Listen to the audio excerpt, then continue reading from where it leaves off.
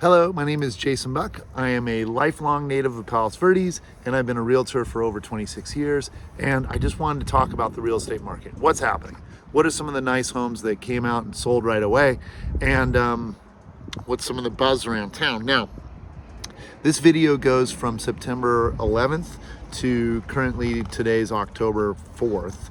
But my list goes from Thursday to Thursday. So that's what I'm populating, and there are links below of each of those various weeks as they go down in the schedule. And I have shot a lot of video of most of these homes, so you can always put in the address, the street address, and see if that video pops up. If it doesn't and you're still interested, let me know. I'll either go shoot it, or there are some homes that are appointment only and they don't allow video, but just let me know and I'll get you that information. My goal is to show you from an agent's perspective what we're looking at and what's happening in the marketplace, and inspire you to want to call me and say, hey, let's go for a tour. I do teach a class about the history of Palos Verdes to other realtors, but I'm happy to share that with any of my clients. And I strongly recommend going for a tour around the hill, where you really get to understand all the different neighborhoods. There's 4 neighborhoods. They're all totally different. Palos Verdes Estates has a homeowners association, which is unlike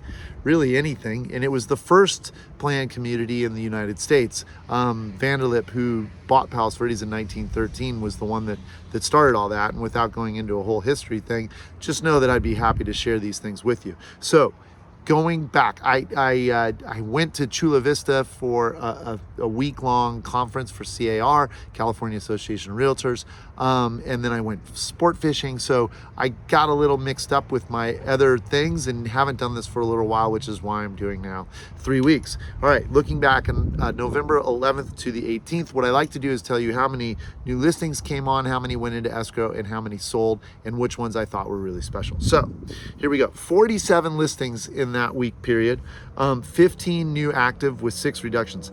15 is really light.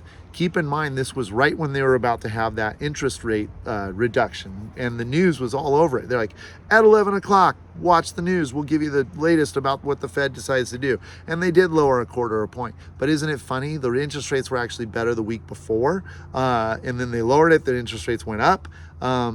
Basically, they're adjusting prime, and then the banks are adjusting their margin on top of that. So ta-da. And then now 2 weeks later, it's actually better. So it's kind of a game. I have several lenders that I'd be happy to share with you if you're interested in finding out what the loan market is and where you qualify, because there are a lot of different ways to look at that. Sometimes I like a mortgage broker because they don't have the specific rules that a national bank will have. So those are things to look at. All right, 15 new homes, 6 reductions. And if we look back, typically over in the new week, we'll get 30, 34, 28, 24, 29. So 15 is pretty darn light. That was light week.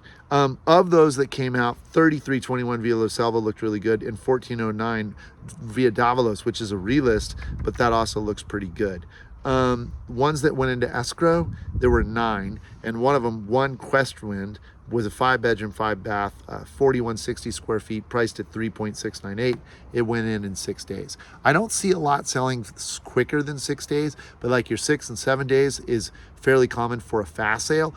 Days on market the market's kind of slower than it's been. So days on market is really stretching even past 30 days, closer to 40 days on average.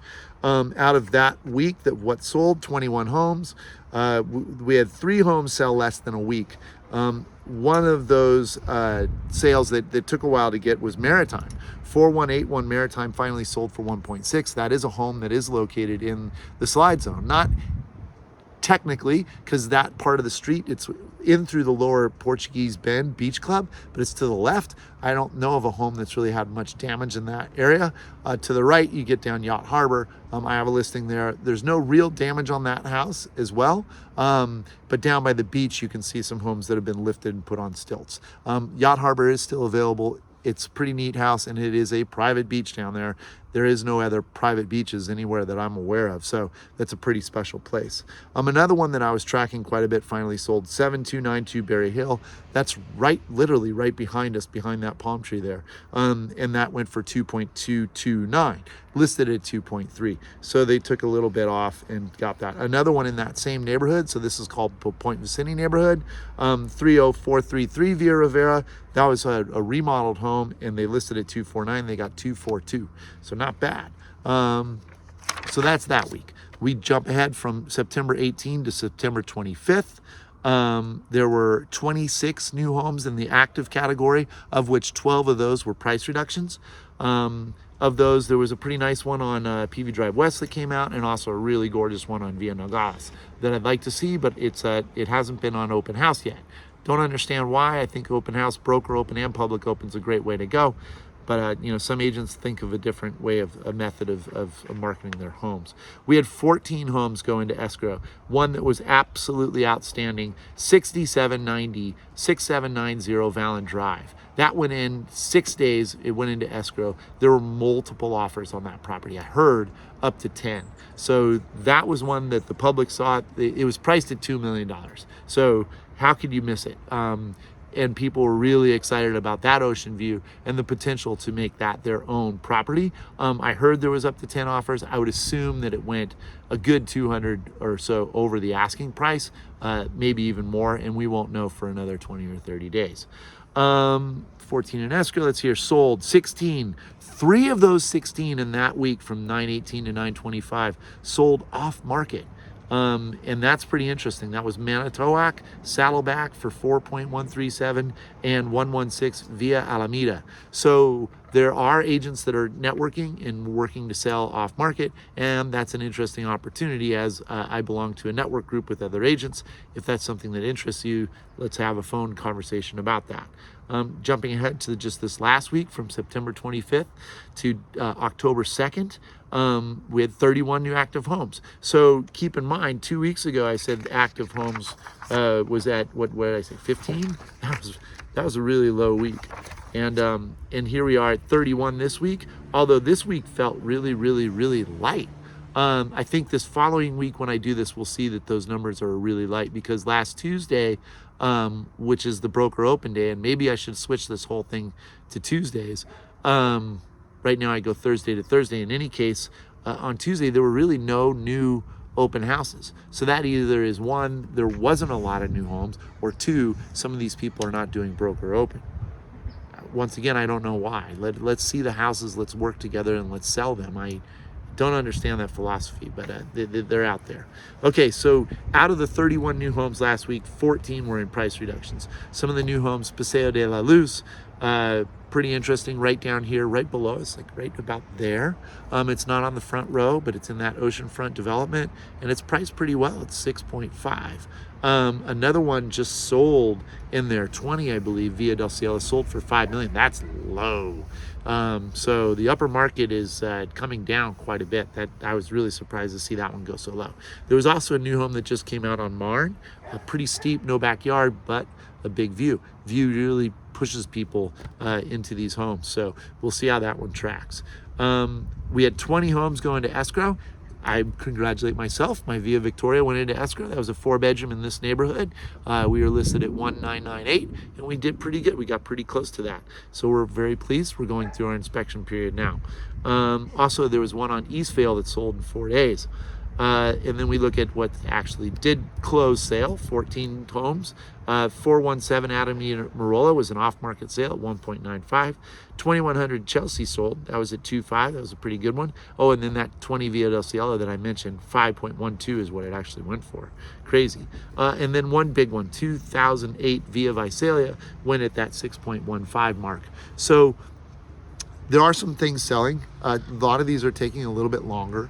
I've got a really beautiful home listed on Via Cornell, 1312 Via Cornell, and I'm surprised that it hasn't sold because it's so clean. They just really redid the kitchen, and it's gorgeous, and there's some ocean view, and it's 3,300 feet. So priced at 3.3, it's reasonable and in line with what the market is bearing, and it's a nice home. So it's open every weekend, and I'm happy to show it to you anytime it's vacant, as well as talk to you about any of these other listings and answer some of your questions about the real estate market and what I foresee happening. So in talking about that, a couple other talking points. Interest rates are really interesting, not for using the same word twice, but I mean, it was such a game, the way that they were lower. The Fed made such a big deal, so did the media, and then they weren't even that good that week, and then they dropped afterwards. So having a good lender to talk to and understanding that game of that market is going to help you in the forefront here when you're looking for a home and what you're actually going to be paying for if you're getting a loan. Another thing about the media, this is my bash really. There was a slide just right over there last weekend, and they called it a landslide. And then they started talking about Portuguese Bend, saying that another thing in Palos Verdes is sliding or moving, and it really frustrates me. If you look at the actual photos from where the dirt slid, the color of the dirt is very dark. That's going to indicate that there was a lot of moisture or water there. It is my opinion, and I'm not a geologist, nor am I did any structural work there, but by living here and seeing this kind of thing happen several times, they overwatered the yard and the yard sloughed off. It fell 30 feet, about a 300-foot section, maybe 30 to 50 feet from cliff edge. And remarkably, it all fell like so perfectly that there's still a tree and a patio, and there's this deck with 4 chairs on it, and the chairs are still there. They must be bolted to the deck, I guess. I don't know how you could slide 30 feet and keep the chairs on the deck, but if you want to see the pictures, email me or DM me and I'll send them to you. I just find that really fascinating. And once again, I'm fairly highly confident that that was a overwater or a pipe broke, saturated the land, put too much weight there, and the land then adjusted. In fact, I've seen it happen to my neighbor's hood when their sprinklers were left on for a few days. Some of the time when your electricity changes or something goes on, for whatever reason, the sprinklers lock on, and I've seen it happen many times, and that's dangerous. One, because you waste a lot of water, but two, because he's on a hillside, put so much water on the top that down further below on his hillside with ice plant, it all sloughed. And that's similar to what we saw here on the cliff, just a giant slough. And it's all water related. So a lot of these things can be corrected and protected by French drains and other water means preventions, and also like having someone watching your home. So if your sprinklers lock on, you go and turn them off. I mean, I did go notice it and went over there and turned it off for him because he was out of town. So there's certain things that you can do to really protect your home, and I'm happy to review that with you as well. As my years of experience at looking at houses, I've picked up quite a few things that you really should be doing or should be monitoring to keep everything safe and keep your asset strong. So anyways, I'm happy to talk to you anytime. Thanks so much for watching. And if you're thinking about buying or selling, I'd love to have the opportunity to see if we're a match. And that's what I live for. So give me a call anytime and make it a great day.